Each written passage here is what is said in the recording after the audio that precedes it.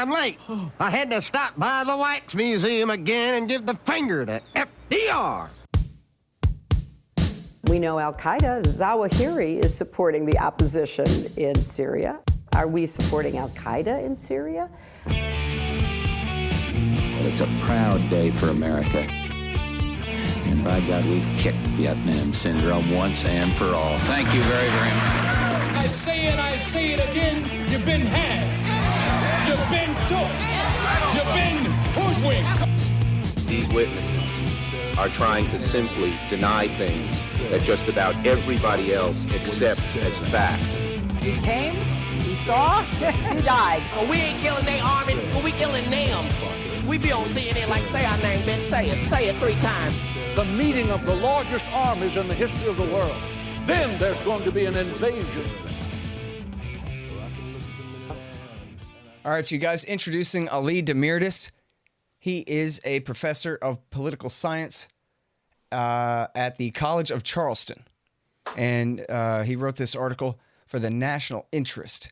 Why Syria's Kurdish militia can't do what Washington wants. Welcome to the show. How are you doing?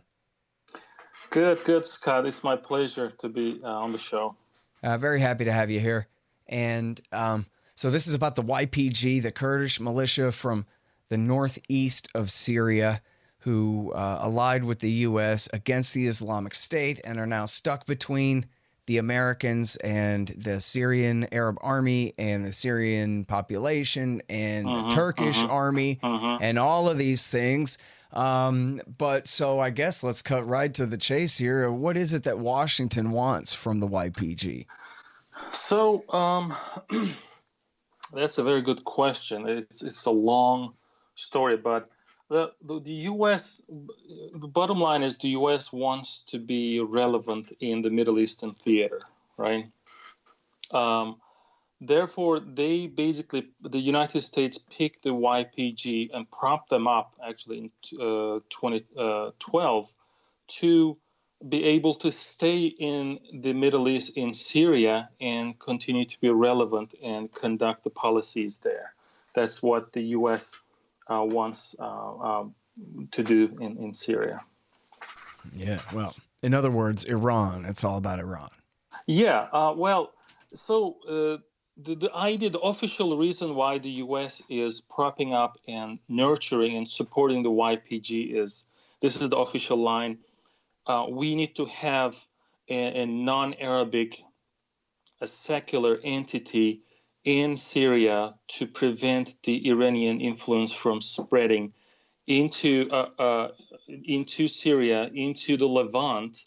Therefore, basically, the YPG is going to act like a buffer between Iran and the proxies in Lebanon and Syria, which is wrong in many levels. Yeah. Right. So now here's the thing of it. The Americans have this base at Al-Tanf, which is right at the Syrian border with Jordan and Iraq. And now, but this is way outside of traditional Kurdish territory. And you do talk about local Arabs chafing under Kurdish rule, but is there really a cleansing campaign going on? Were they really trying to take this territory for themselves?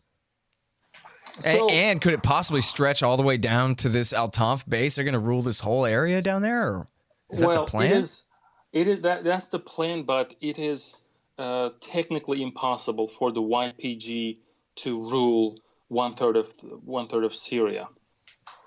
Before the civil war, and the YPG claims that it is Kurdish militia, and the Kurds made up of 7% of the Syrian population before 2011, before the civil war began.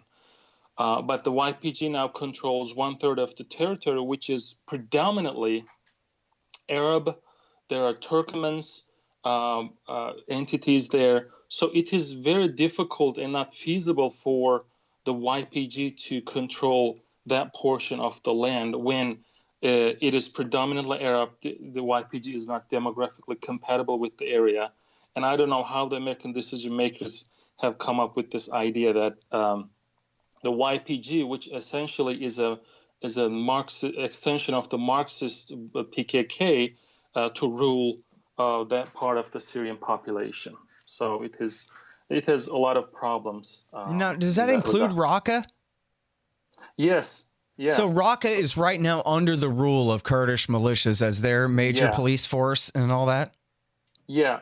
Raqqa is the crown jewel of the YPG. They take pride that they took the city from the ISIS, and therefore it is their God-given right to govern the city, which is actually more than 90% Arabic. So. And now, I mean, they don't have the population to really transfer to take over the place or anything, really, do they? Yeah. No, not at all.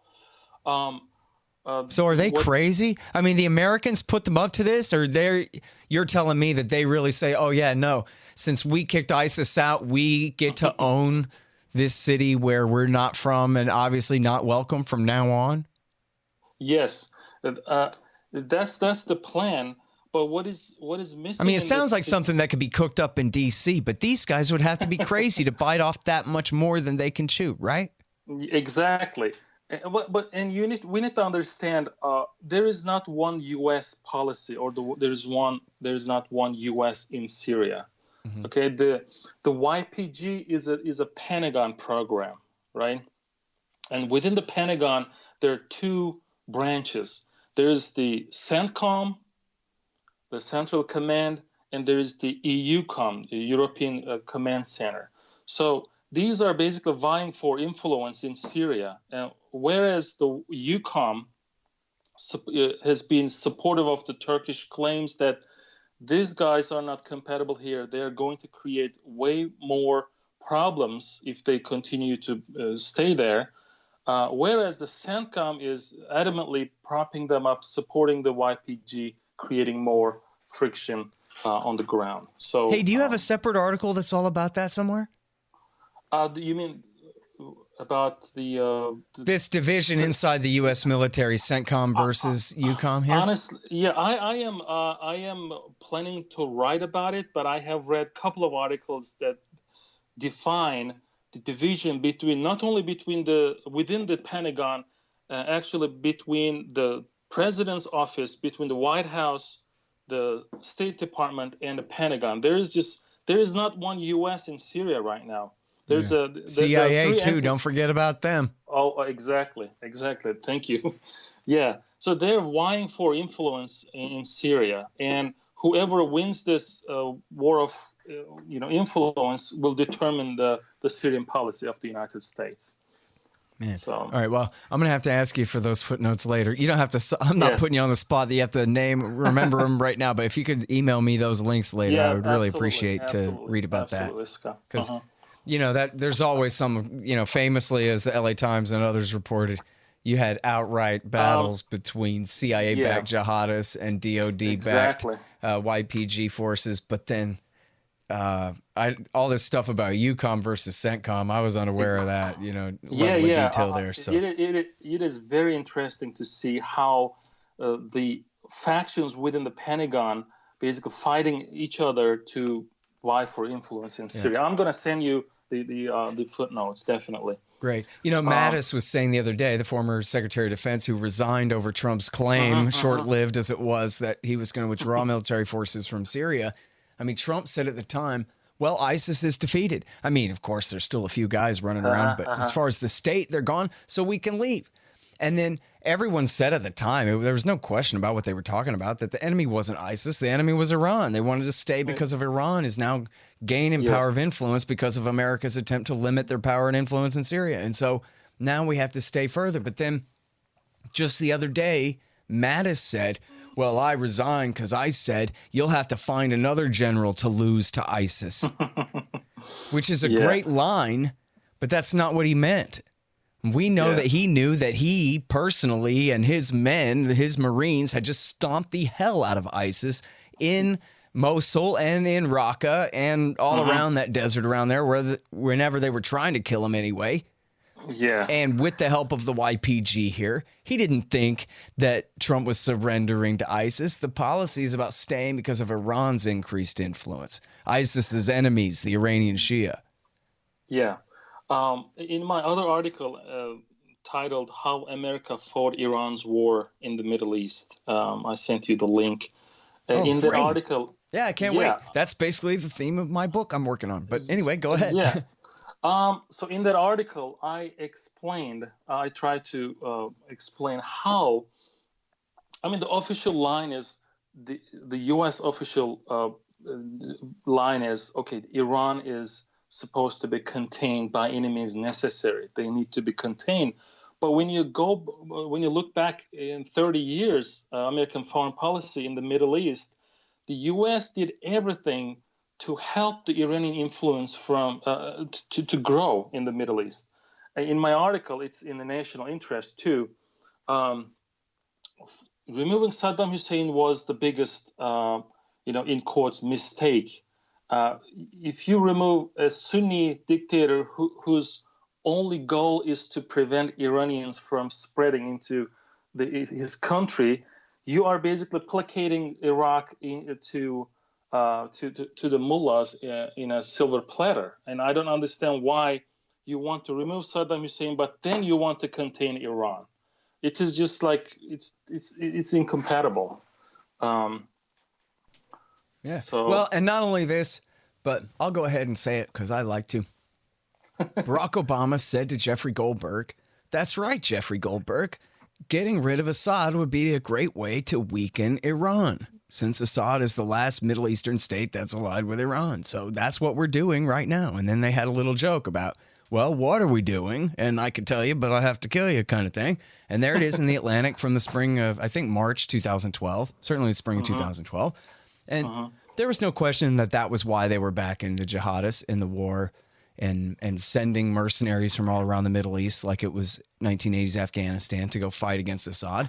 They thought they were going to weaken Iran. And instead, all they did was, one, empower Iran and Hezbollah and make Assad more dependent on them than ever before.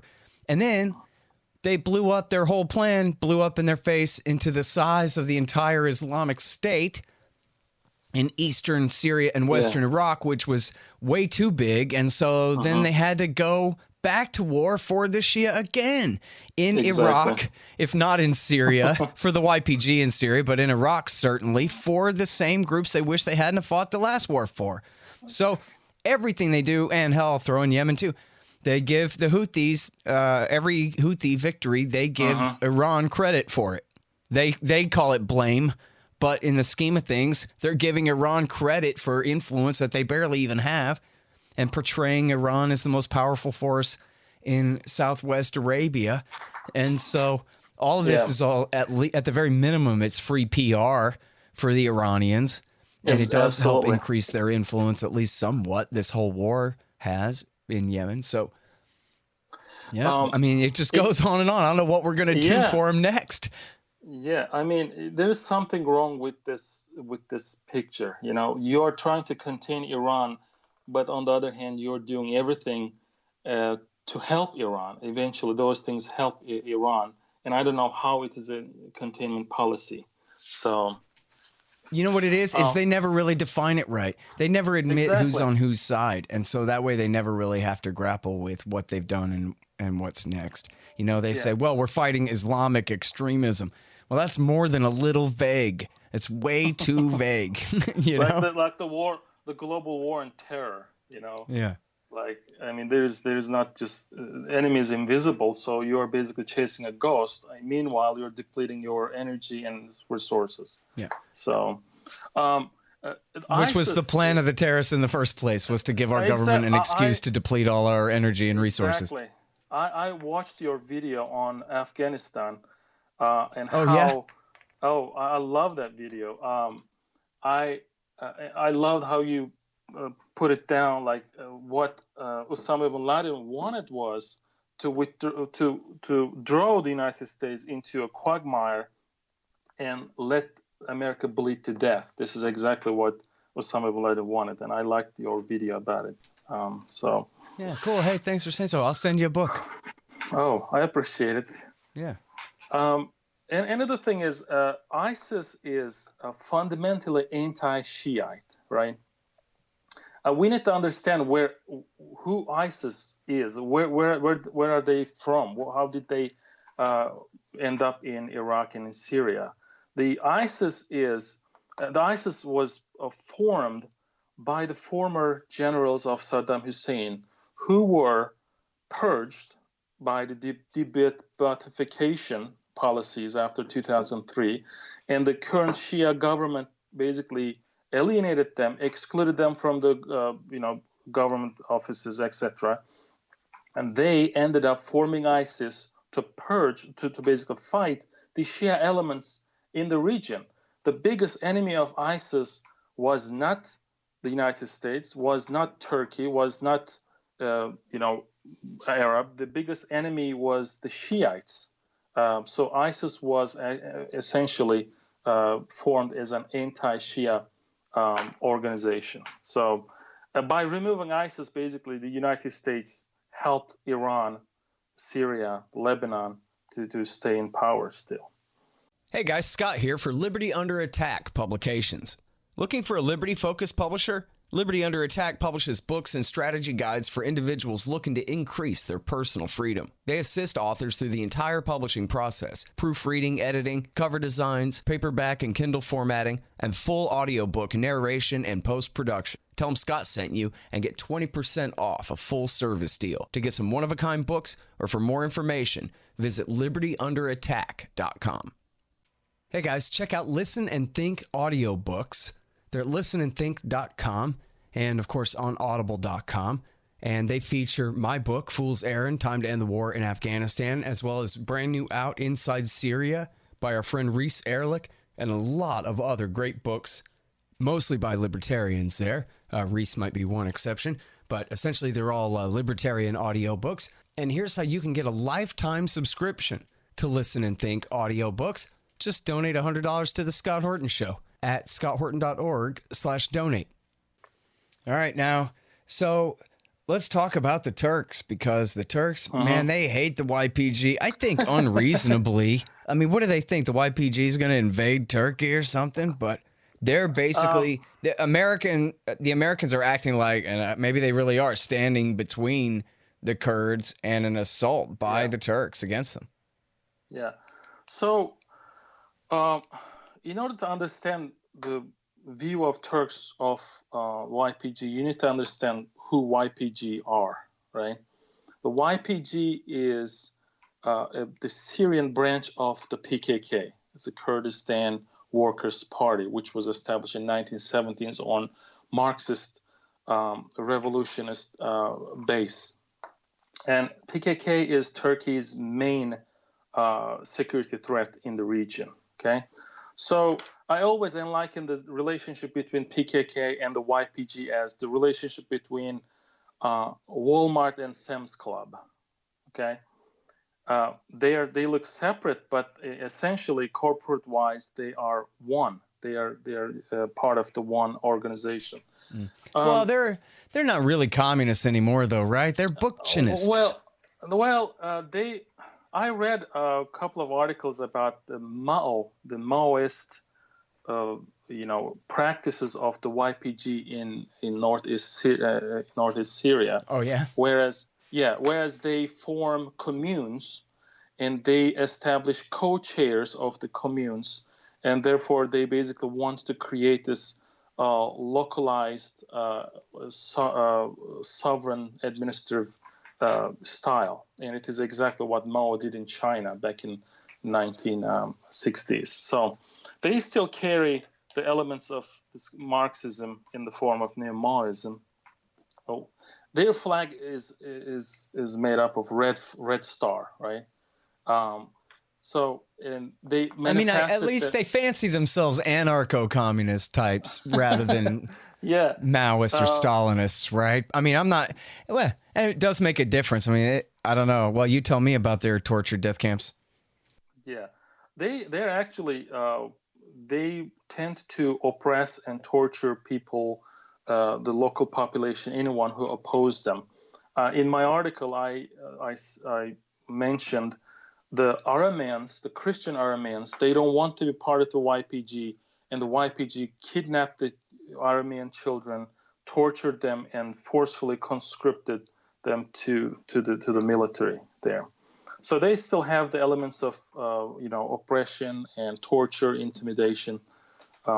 in Syria. So the YPG, what about the Turks and the YPG?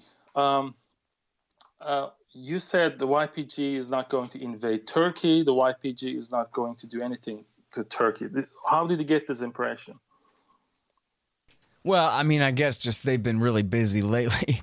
I could see the Turkish argument that they don't want PKK guys, taking safe haven inside Syria and this kind of thing. Exactly. But it seems, well, and this is kind of the deal that I could have inserted in my ramble there, would have been something about how now that the Islamic State has been destroyed, the USA could just get out of the way, let the YPG go back to their previous deal with the Assad government, because they never really fought Assad the whole time during the Civil War. They broke off and had their autonomy after Assad withdrew his troops from their area, which was his lesser priority, obviously, than protecting the cities in the west of the country.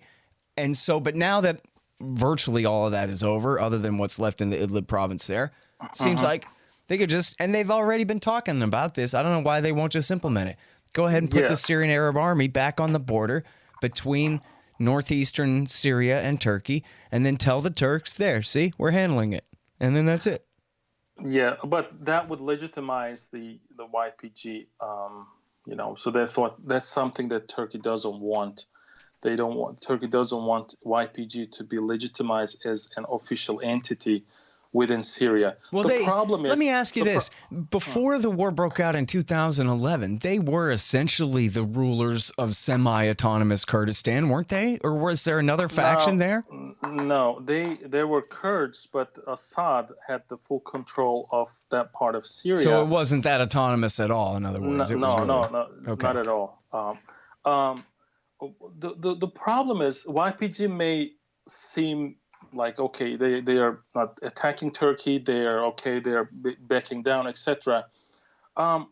ISIS was not attacking the United States, right? Did ISIS pose an immediate threat to the United States? No, I mean, they were murdering Americans in the field out there. Still, a couple of them.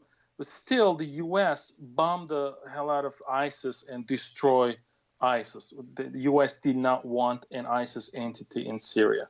The same reason why Turkey doesn't want a YPG entity, PKK entity in Syria. Because in the long run, if you legitimize YPG, if you're okay with their existence in Syria, the PKK will spread into Syria, and Turkey will have basically a PKK state on its southern border, which is like the same as the U.S. agreeing to have a narco state along the Mexican border. All right, now that totally makes sense.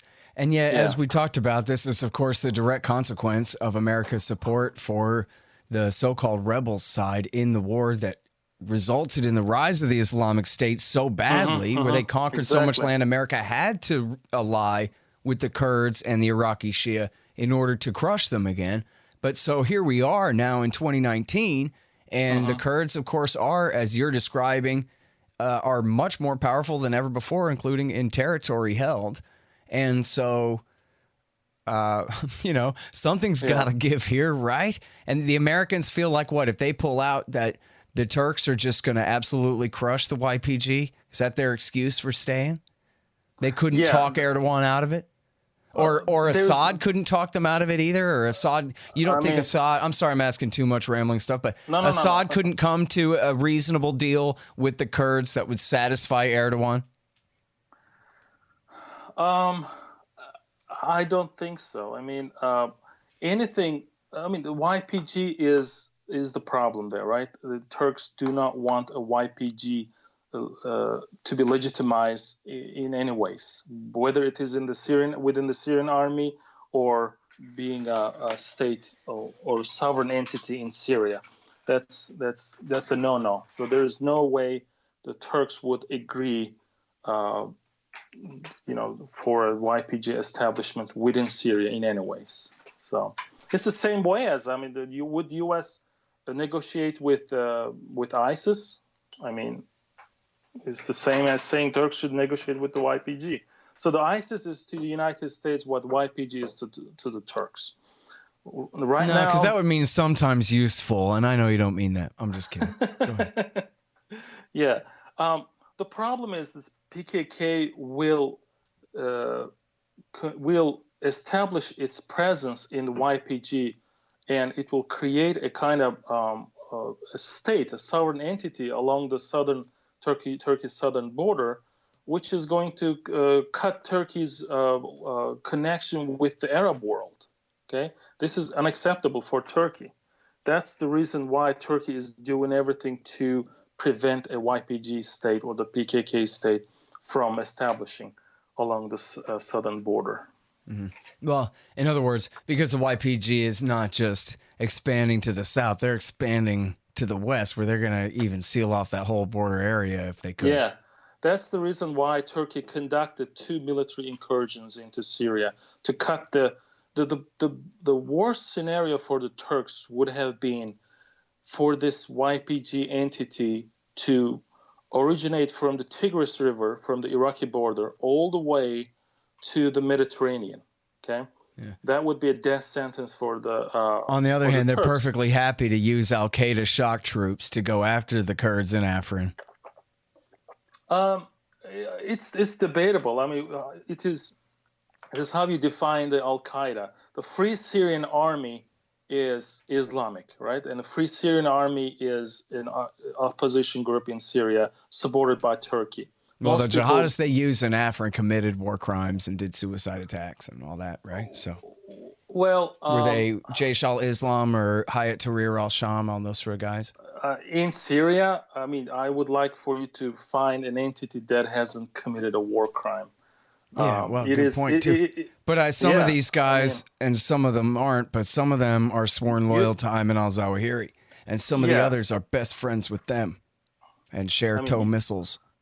In Syria, you don't expect the entities to act logically, okay, or act rationally. It's a cauldron, right? Syria is a different world. So the YPG has committed war crimes by uprooting the Arabs and razing the villages. It's been proven. It's been proven by the Amnesty International.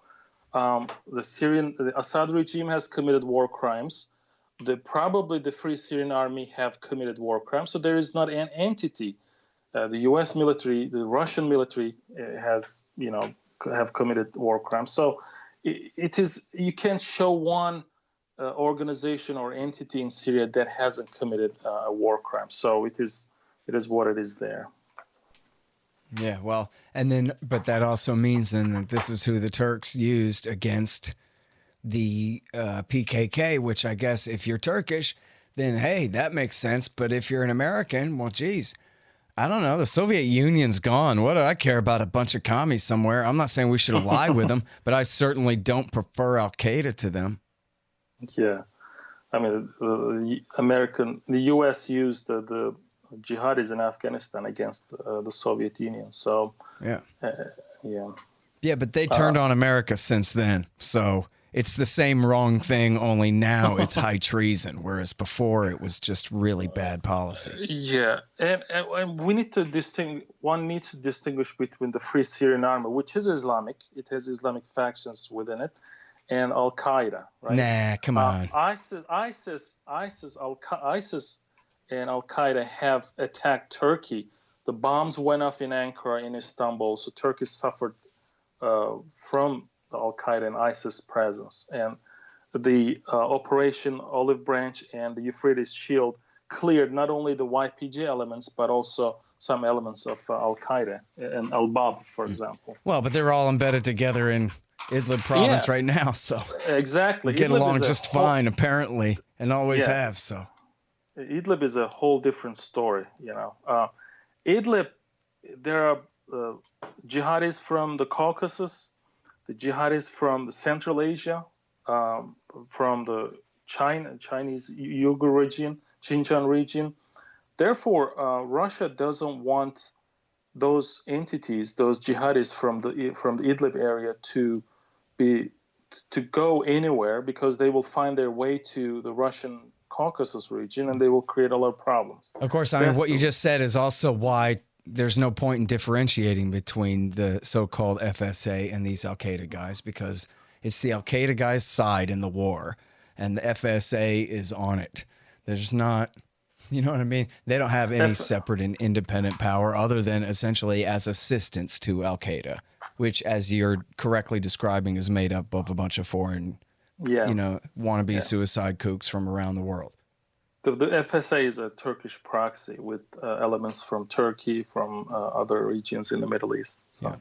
All right, I'm sorry, I'm so over time here, but make sure I'm on your email list if you have one. Absolutely. And I really appreciate your time on the show today.